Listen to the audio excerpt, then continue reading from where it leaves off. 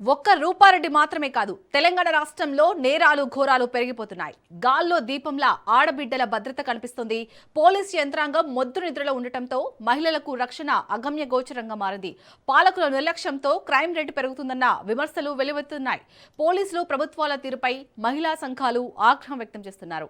ఇక నల్గొండ జిల్లాలో జరిగిన ప్రిన్సిపల్ రూపారెడ్డి హత్య కేసుకు సంబంధించి లేటెస్ట్ అప్డేట్స్ ని మా ప్రతినిధి సునీల్ అందిస్తారు. సునీల్, ఈ హత్య జరిగి వారం రోజులవుతుంది. ఇప్పటికీ కూడా పోలీసుల దర్యాప్తులో అయితే ఎలాంటి నిజాలు బయటికి రానట్టుగా తెలుస్తుంది. లేటెస్ట్ అప్డేట్స్ ఏంటి? భర్తను 2 రోజులుగా విచారిస్తున్నట్టుగా తెలుస్తుంది కదా.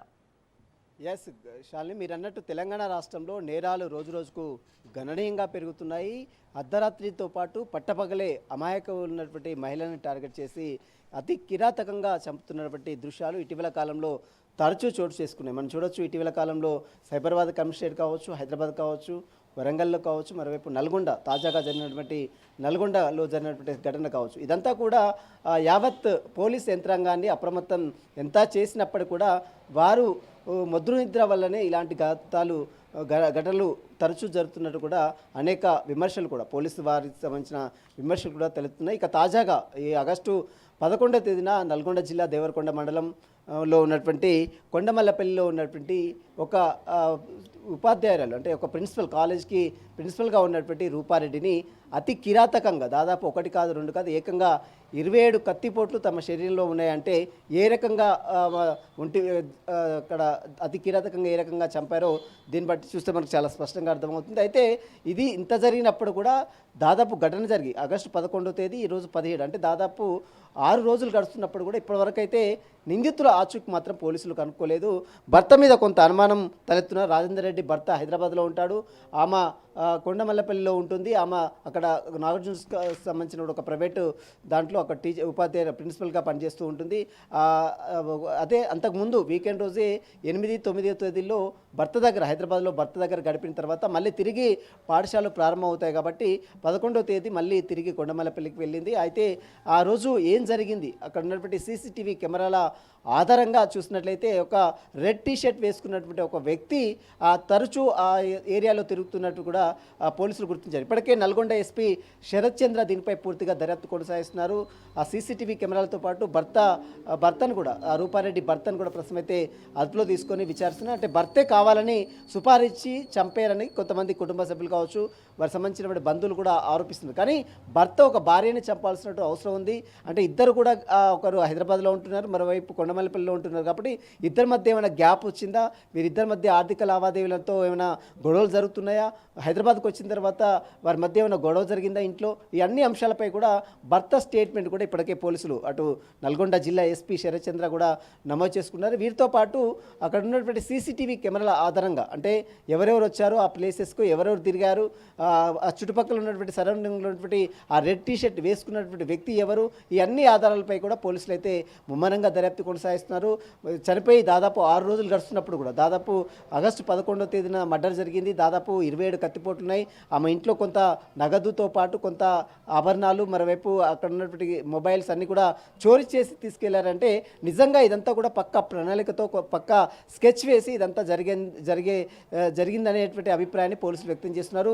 దీని వెనుక ఉన్నటువంటి అసలు సూత్రధారులు ఎవరు, పాత్రధారులు ఎవరు, ఇంకా తన భర్త ప్రమేయం ఎంతవరకు ఉంది, నిజంగా భర్త ప్రమేయం ఉంటే అతను అదుపులో తీసుకొని విచారిస్తున్న దాదాపు 3 రోజుల నుంచి విచారిస్తున్నప్పుడు కూడా ఇప్పటివరకు నిందితులకు సంబంధించిన డేటా మాత్రం బయటికి రాలేదు. దీనికి సంబంధించిన విషయంపై కూడా ఇప్పటికే ఎస్పీ నల్గొండ జిల్లా ఎస్పీ శరత్ చంద్ర అన్ని ఆధారాలు కూడా సేకరిస్తున్నారు. వారి సంబంధించినటువంటి క్లూస్ని, అంటే నిందితులు ఇక్కడ చాలా జాగ్రత్త పడ్డారు. మనం ఒకసారి చూసినట్లయితే నిందితులు లోపలికి వెళ్ళేటప్పుడు, ఎంటర్ అయ్యేటప్పుడే మంకీ క్యాప్ వేసుకున్నారు, మరోవైపు చేతికి గ్లౌజెస్, అంటే ఎక్కడ కూడా ఫింగర్ ప్రింట్స్ పడకుండా, అంటే వేలి ముద్రలు డెడ్ బాడీ మీద పడకుండా, మొత్తం ఫింగర్ ప్రింట్స్ పడకుండా గ్లౌజెస్ వేసుకున్నారు, మంకీ క్యాప్స్ వేసుకున్నారు.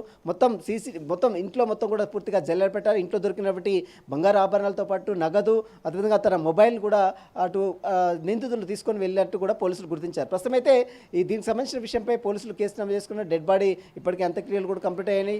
వీటికి సంబంధించినటువంటి కుటుంబ సభ్యులు అయితే కొంత భర్త అతని మీద కొంత ఆరోపణలు అయితే చేస్తున్నారు, అతనే సుపారించి చంపి ఉంటారని కొంత అనుమానాలు కూడా వ్యక్తమవుతున్నాయి. కాబట్టి భర్తను ఇప్పటికే పోలీసులు అదుపులో తీసుకున్న హైదరాబాద్లో. ఎప్పుడైతే చనిపోయిన తర్వాత తెల్లారే భర్త హైదరాబాద్లో అదుపులో తీసుకొని విచారిస్తున్నారు. అయితే భర్త ప్రమేయం ఉందా లేదా, ఉంటే ఇంత కిరాతకంగా చంపాల్సిన అవసరం భర్తకు ఏమొచ్చింది? అంతకు ముందు రోజే అంటే ఈ నెల 11వ తేదీన మర్డర్ జరిగితే అంతకు ముందు రోజున హైదరాబాద్లో ఉన్నటువంటి నేపథ్యంలో హైదరాబాద్లో ఏమైనా వీరిద్దరి మధ్య గొడవలు జరిగాయా? వీరిద్దరి మధ్య ఉన్న ఆర్థిక లావాదేవీలకు సంబంధించిన ఇష్యూస్, కుటుంబ నేపథ్యాలకు సంబంధించిన ఇష్యూస్, తగాదాలు ఏమైనా జరిగాయా? ఆ కోణంలో కూడా పోలీసులు అయితే దర్యాప్తు అయితే కొనసాగుతారు. ప్రస్తుతం అయితే దీనిపై అయితే పోలీసులు అన్ని కోణాలు అటు భర్త స్టేట్మెంట్తో పాటు కుటుంబ సభ్యుల స్టేట్మెంటు, అక్కడ ఉన్నటువంటి స్థానికులు ఇచ్చినటువంటి స్టేట్మెంటు, ఇంటి పక్కల ఉన్నటువంటి స్టేట్మెంట్తో పాటు సీసీటీవీ కెమెరాలు ఇక్కడ మనం చాలా క్లియర్గా అర్థం చేసుకోవచ్చు. సీసీటీవీ కెమెరాల ఆధారంగానే పోలీసులు దర్యాప్తు కొనసాగిస్తున్నారు. ఎందుకంటే ఆ సరౌండింగ్లో ఒక రెడ్ టీ షర్ట్ వేసుకున్నట్టు వ్యక్తి ఉన్నట్టు తిరిగినట్టు కూడా తెలుస్తుంది. కాబట్టి ఆ రెడ్ టీ షర్ట్ ఉన్నటువంటి వ్యక్తి ఎవరు? భర్త కావాలని సుపారీచి పంపించిన వ్యక్తి, లేదా ఆ టీచర్కు రూపారెడ్డికి ఉన్నటువంటి పరిచయం ఉన్నటువంటి వ్యక్తి, ఆ ప్రిన్సిపల్కు, ఈ అన్ని కోణాల్లో కూడా పోలీసులు అయితే దర్యాప్తు అయితే కొనసాగిస్తున్నారు. కానీ ఇప్పటివరకు దాదాపు ఘటన జరిగి 6 రోజులు గడుస్తున్నప్పుడు కూడా ఇప్పటివరకు నిందితులని ఆచూకీ తెలుసుకోకపోవడం పోలీసుల నిర్లక్ష్యమని కుటుంబ సభ్యులు ఆరోపిస్తున్నారు. ఇప్పటికైనా దీనిపై పోలీసులు దృష్టి సారించారు. ఎవరు చంపారు? ఆ డెడ్ బాడీని చంపాల్సిన అవసరం ఏమొచ్చింది? కుటుంబ నేపథ్యం, ఆర్థిక లావాదేవీల కారణం ఉన్నాయా? ఇంకా పర్సనల్ రీజన్స్ ఏమైనా కారణాలు ఉన్నాయన్న కోణంలో కాదు పోలీసులు అయితే అన్ని కోణాలు అయితే దర్యాప్తు అయితే కొనసాగిస్తున్నారు. షాల్ని, సునీల్, మీరన్నట్టు అంటే ఈ మర్డర్ అయితే ఒక పక్కా ప్రణాళిక ప్రకారమే జరిగినట్టుగానైతే మనకు తెలుస్తుంది. బట్ గతంలో కూడా వీరిద్దరూ కలిసి రియల్ ఎస్టేట్ అలాగే ఇటు వడ్డీ వ్యాపారం చేసినట్టుగా తెలుస్తుంది. సో ఆ కోణంలో కూడా అంటే వారికి సంబంధించి దర్యాప్తు చేస్తున్నారా పోలీసులు? ఇప్పటివరకు వారం రోజులు గడిచినా ఎందుకు ఈ మర్డర్ కేసుకు సంబంధించి దీన్ని మిస్టరీగానే ఉంది, ఇంకా వీడటం లేదు? అంటే పోలీసులు నిర్లక్ష్యం అనుకోవచ్చా ఇక్కడ?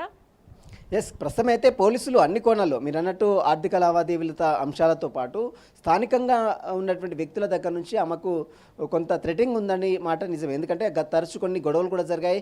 గతంలో ఆమె ఫైనాన్స్ మ్యాటర్స్ నడిపింది, కొంత వడ్డీలకు సంబంధించిన విషయాలు కూడా తగాదాలు కూడా ఉన్నట్టు కూడా తెలుస్తుంది. కాబట్టి ఆ కోణంలో కూడా పోలీసులు అయితే దర్యాప్తు చేస్తున్నారు. దీంతోపాటు భర్త యొక్క పాత్ర ఇన్వాల్వ్మెంట్ ఎంతవరకు ఉంది, అతని ఇన్వాల్వ్మెంట్ ఉందా లేదా, ఉంటే ఒకవేళ సుపారీచి ఆయన చంపించాడా లేదా భర్త చంపించాల్సిన అవసరం ఎందుకు వచ్చింది, వీరిద్దరి మధ్య ఏమైనా తగాదాలు ఉన్నాయా, లేదా వేరే వ్యక్తులు చంపి భర్త మీద వేస్తున్నారా, ఈ అన్ని కోణాల్లో కూడా పోలీసులు దర్యాప్తు అయితే కొనసాగిస్తున్నారు. ప్రస్తుతం అయితే పోలీసులు కొంత ఈ కేసులో తాత్పర్యం వహిస్తున్నట్టు కూడా కొంత విమర్శలు కూడా వస్తున్నాయి. ఎందుకంటే సంఘటన జరిగి దాదాపు 6 రోజులు గడుస్తుంది. ఇప్పటివరకు దానిపై ఎలాంటి అధోగతి లేదు, పురోగతి లేదు. అసలు సూత్రధారులను అయితే ఇప్పటివైతే పోలీసులు ప్రొడ్యూస్ చేయలేదు.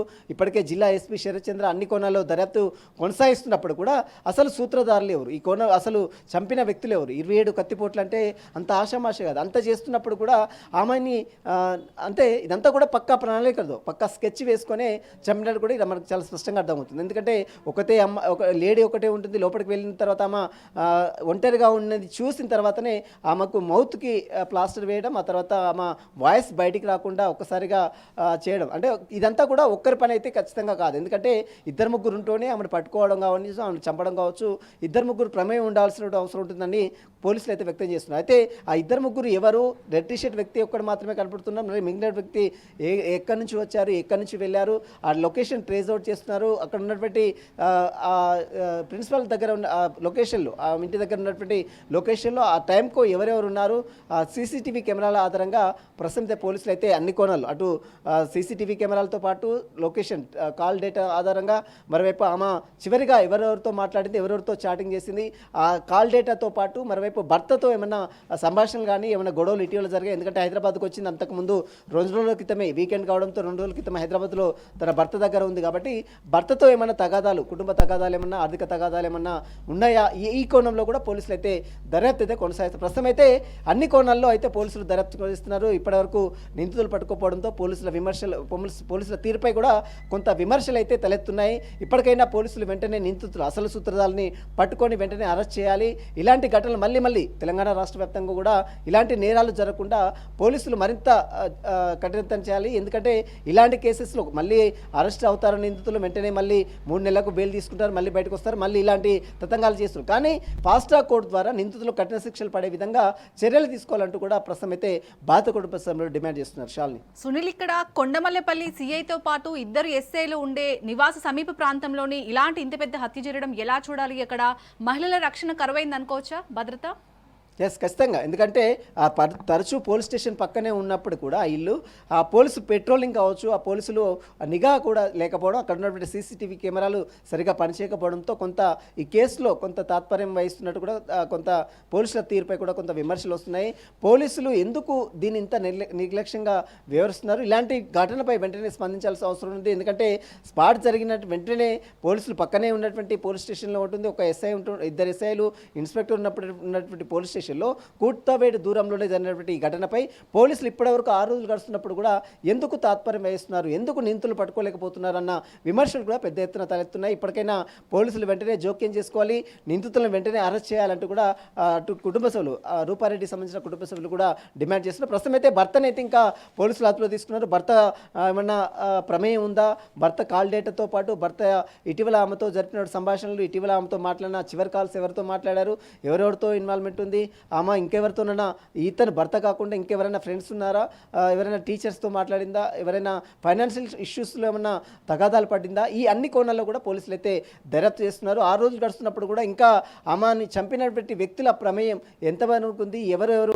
చేశారన్న డేటా తెలుసుకోకపోవడంతో కొంత పోలీసుల తీరుపై కూడా కొంత విమర్శలు అయితే వస్తున్న పరిస్థితి. ప్రస్తుతం అయితే దీనికి అన్ని కోణాల్లో అటు నల్గొండ జిల్లా ఎస్పీ శరత్ చంద్రతో పాటు అక్కడ ఉన్నటువంటి స్థానికులు, డిఎస్పీ కావచ్చు, అదేవిధంగా ఇన్స్పెక్టర్ కావచ్చు, సబ్ ఇన్స్పెక్టర్లు కూడా అన్ని కోణాల్లో అయితే దర్యాప్తు కొనసాగిస్తున్నారు. సీసీటీవీ కెమెరాలని జల్లెడ పెట్టారు. మరోవైపు కాల్ డేటా, లొకేషన్ ట్రేస్ ఆధారంగా ఎవరెవరితో మాట్లాడింది, ఎవరెవరు వచ్చి వెళ్ళారో, ఆ ప్రాంతంలో ఎవరెవరు సెర్చ్ చేశారు, గత వారం రోజుల క్రితం కావచ్చు, నెల రోజుల నుంచి ఆ సరౌండింగ్ ప్రాంతంలో ఎవరైనా రెక్కి నిర్వహించారా, ఈ అన్ని కోణాల్లో కూడా పోలీసులు అయితే దర్యాప్తు కొనసాగిస్తున్నారు. Shalini. Right, thank you Sunil.